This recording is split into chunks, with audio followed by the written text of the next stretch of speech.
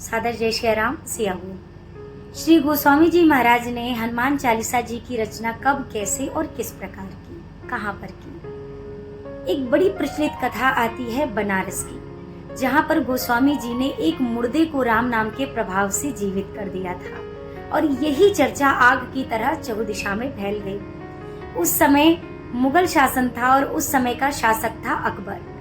अकबर को जब यह खबर लगी, उसने अपने सेवकों को भेजकर गोस्वामी जी को बुलाया। गोस्वामी जी ने जाने से मना किया कि बादशाह से मेरा क्या कार्य, मैं वहां जाकर क्या करूंगा। अगर भेंट करना होगा तो कभी और किसी दिन कर लूंगा, पर अभी नहीं जा सकता। सेवकों ने जाकर जब बात बताई तो क्रोध में आकर बादशाह ने जबरदस्ती गोस्वामी जी को बंदी बनाकर लाने तक का आदेश दे दिया। गोस्वामी जी को दरबार में प्रस्तुत किया गया। गोस्वामी जी महाराज दरबार में हाजिर हुए। अकबर ने कहा, सुना है बड़े चमत्कारी हो, बहुत चमत्कार आता है तुम्हें, चलो हमें भी कुछ चमत्कार करके दिखाओ।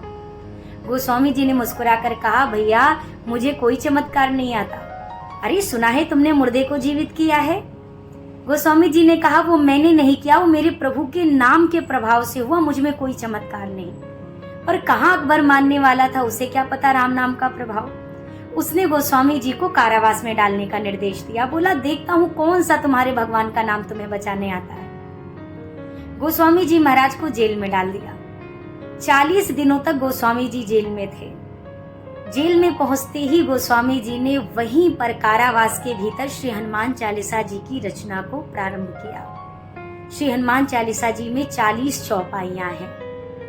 40 दिनों की अवधि तक नित्य प्रति गोस्वामी जी श्री हनुमान चालीसा जी की रचना करते और 40वें दिन जब यह रचना कार्य संपन्न भया और गोस्वामी जी ने श्री हनुमान चालीसा जी का पाठ करना शुरू किया, इधर फतेहपुर सीकरी, जहाँ पर बादशाह उस समय निवास कर रहा था, उसका राजमहल था, वहां पर एकाएक अचानक से अनगिनत वानरों ने आकर हल्ला बोल दिया।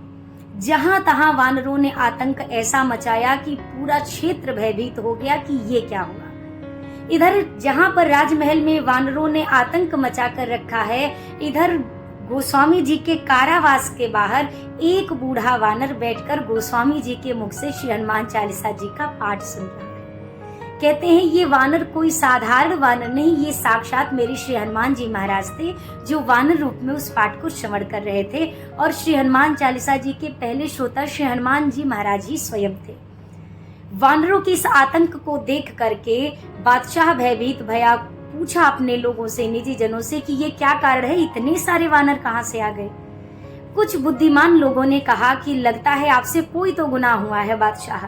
अब बादशाह को होश आया कि 40 दिन पहले मैंने एक साधु को कैद में डाला था, हो ना हो ये उसी के कारण हो रहा है।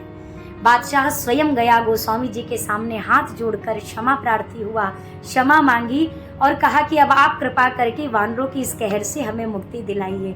उसी समय गोस्वामी जी महाराज ने आकाश की ओर देखकर प्रभु से प्रार्थना करी और देखते देखते सारे वानर वहां से चले गए। तो इस प्रकार से कारावास के भीतर श्री हनुमान चालीसा जी की रचना हुई।